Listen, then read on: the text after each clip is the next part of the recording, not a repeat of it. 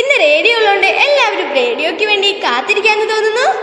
It's me, RJ Risla. And this is RJ Abhinav. Welcome back to the show ICT Tarang.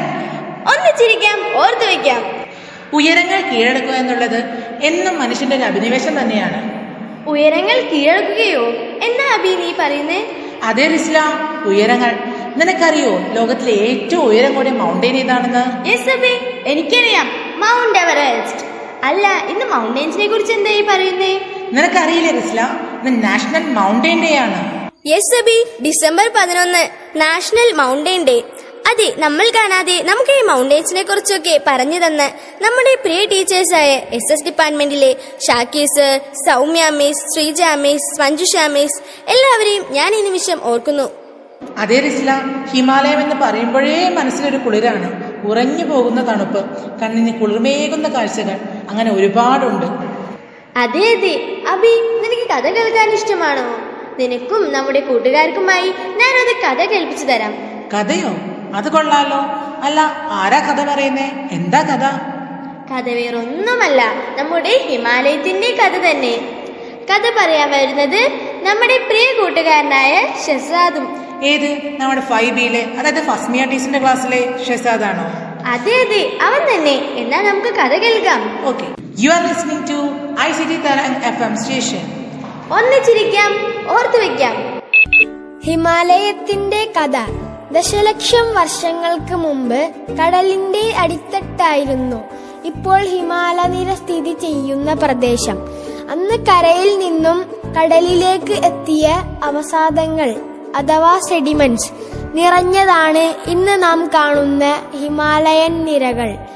Indo Australian ഭൂപലകം, Eurasian ഭൂപലകം എന്നിവയുടെ കൂട്ടിമുട്ടലിൽ നിന്നുമാണ് വടക്കുപർവ്വതങ്ങളിൽ പെടുന്ന ഹിമാലയം ഉടലെടുക്കുന്നത്. ഹിമാലയ മലനിരകൾ രൂപം കൊണ്ടപ്പോൾ ഭൂമിയിൽ നിന്നും മൺമറഞ്ഞ ഒരു കടലുണ്ട്, തെതിസ്. ഏതാണ്ട് 70 ദശലക്ഷം വർഷങ്ങൾക്ക് മുമ്പാണ് ഈ കൂട്ടിയിടിച്ചിൽ ഉണ്ടായത്. ഇതിനു മുമ്പ് ഇപ്പോൾ ഹിമാലയം നിൽക്കുന്ന പ്രദേശം തെതിസ് കടലിന്റെ അടിത്തട്ടായിരുന്നു. ഈ കൂട്ടിയിടി മൂലമുള്ള ഉയർച്ച ഇപ്പോഴും തുടർന്നു കൊണ്ടിരിക്കുകയാണ്. കൂട്ടിയിടിയുടെ ആഘാതത്തിൽ തെതിസ് കടലിന്റെ ആഴങ്ങളിൽ അടിഞ്ഞുകൂടിയ അവസാദങ്ങൾ സെഡിമെന്റ്സ് ഉയർന്നു പൊങ്ങിയാണ് ലോകത്തിലെ ഏറ്റവും ഉയരം കൂടിയ മടക്കുപർവ്വതം ഹിമാലയം രൂപം കൊണ്ടത്. അപ്പോൾ തന്നെയാണ് ലോകത്തിന്റെ മേൽക്കൂര എന്നറിയപ്പെടുന്ന ടിബറ്റൻ പീഠഭൂമി ഉയർന്നു പൊങ്ങിയത്. ഒരിക്കൽ കടലിനടിയിൽ അടിഞ്ഞുകൂടിയ സെഡിമെന്റ്സ് ഇന്ന് ലോകത്തിന്റെ നെറുകയിലാണ്. വിസ്മൃതിയിൽ ആണ്ടുപോയ ഒരു കടലിന്റെ വലിയ ചരിത്രം ലോകത്തോട് വിളിച്ചു പറയുവാനായി ഉയർന്നു വന്നതാണ് ഈ മലനിരകൾ.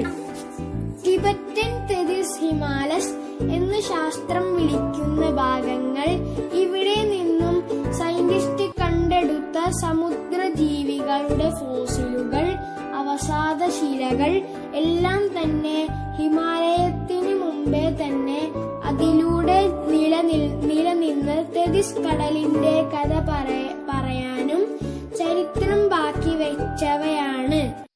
ഹോ, ഈ ഹിമാലയത്തിന്റെ പിന്നിൽ ഇത്ര വലിയ സംഭവങ്ങളൊക്കെ ഉണ്ടായിരുന്നോ? ഏതായാലും നീ കഥ കേൾപ്പിച്ചത് നന്നായി. ഇനി ഇതുപോലത്തെ എന്തെങ്കിലും വെറൈറ്റി ഐറ്റംസ് ഉണ്ടോ റിസ്ല? ഇന്നത്തേക്ക് ഇത്ര മതി. ഇതുപോലെ രസകരമായ പരിപാടികളുമായി നമുക്ക് വീണ്ടും അടുത്ത തിങ്കളാഴ്ച കാണാം. It's me RJ Risla. And this is RJ Abhinav signing off from ICT Tarang FM station. ഒന്നിച്ചിരിക്കാം, ഓർത്തു വയ്ക്കാം.